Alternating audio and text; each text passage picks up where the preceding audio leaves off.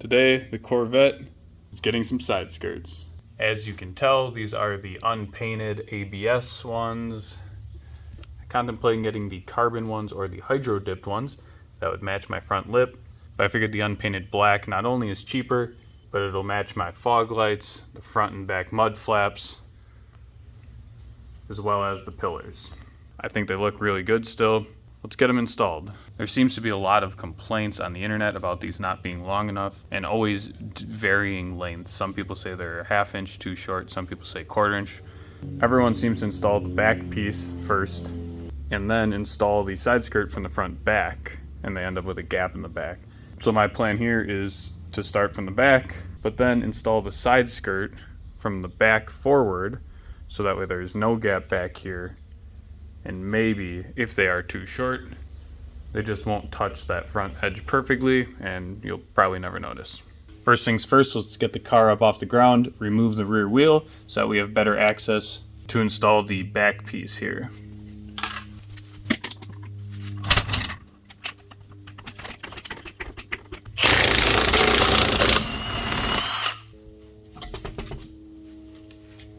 Instead of using the jack in the normal point, I had to grab another one and pick it up in a different spot, because having the jack in the normal lifting point is going to be exactly where we need to be working on the side skirts. So that's not going to work. Once we're done in the back here, in order to get the tools, the drill, and everything up under the car, most likely the front end is going to have to come up a little bit also. So with the car up in the air and the tire off, we're going to take this screw out here. It's a 7mm. But before we do that, I'm going to take a little bit of Vaseline or grease or a paint pen, really, anything you got. Dab some on the head of the bolt and then line your part up. And wherever the grease stain is where you need to drill a hole.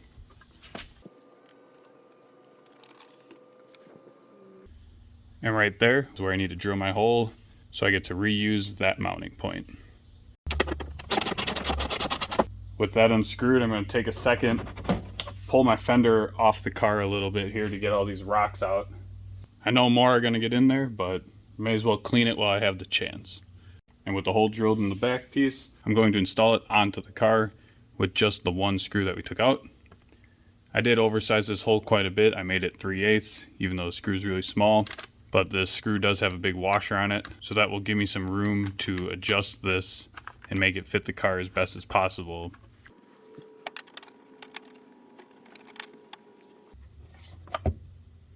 And looks like it's lined up pretty good. So I'm going to move on to the rest of the side skirt. It looks like that back piece could go in a little bit more, but the groove in it doesn't really allow it.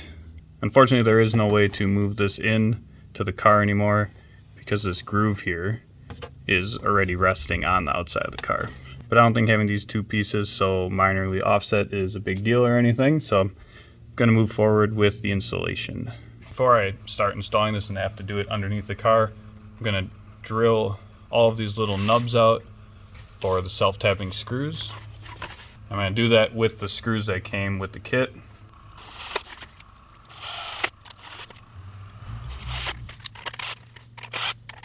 And with all those holes drilled out, it's going to be quite a bit easier once we are underneath the car. I have the front half of the side skirt sitting up on a block, just so it's not too angled when I'm trying to install it. And this is my least favorite part, drilling holes into my nice car. I think it's for the better. I don't see these ever coming off, so I'm just going to do it.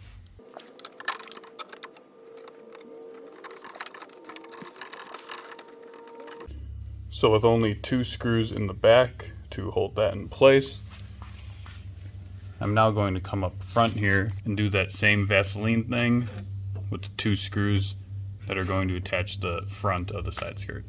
And if the side skirt was made perfect, I assume it would end perfectly in line with the tip of the car. But as you can tell, it is a little bit short. So had I started on the front, I probably would have had a gap on the back side, but I started at the back, so I have a gap against nothing. Anyway, let's get these holes marked and drilled. Let's move on with the install. And you can see the holes are quite a bit off of where they wanted them to be.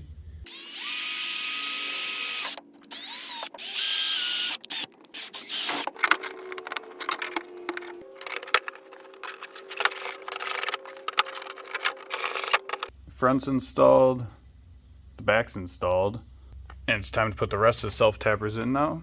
Looks like it's fitting pretty good. And here on the back piece, I put a screw up top, one in the middle, and one on the bottom to connect it to the side skirt. And the back piece on its own looks great. The side skirt on its own, aside from way in the very front, looks amazing. And really the only flaw in the whole thing is where the side skirt connects to the back piece. It's a little bit off, but I guess it is what it is. I'll put the tire back on this side, get the jack out of there, and move on to the driver's side. So my car is lowered on just the stock bolts as low as it'll go. So kind of a moment of truth here to see if I can get a jack out from under it or not. Or if I need to drive it up on blocks every time now. Oh, yep, all right, immediately touching.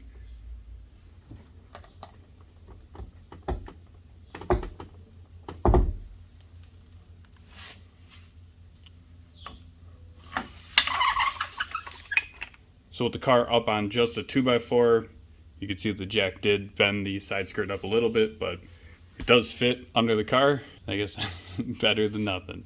Over here on the driver's side, you're gonna take everything you did on the passenger side and do it one more time. So the only thing I'm going to do different on the driver's side than on the passenger side is I'm going to try and leave that jack where it is and see if I can work around it.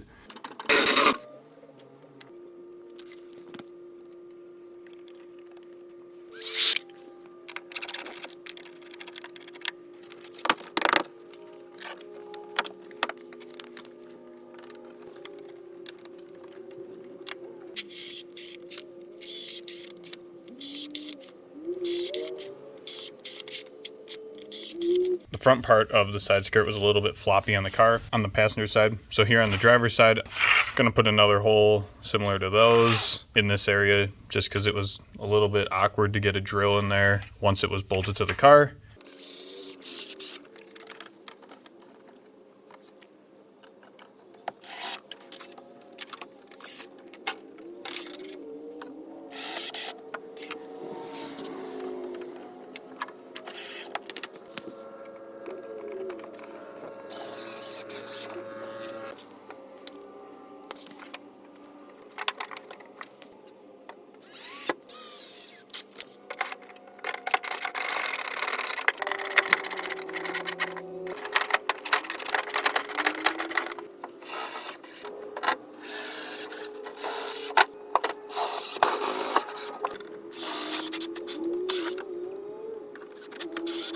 Here's the driver's side all installed, and it looks even better than the passenger side. So it is a little bit short on the front end here, but with nothing for it to actually butt up against, I think that looks perfect.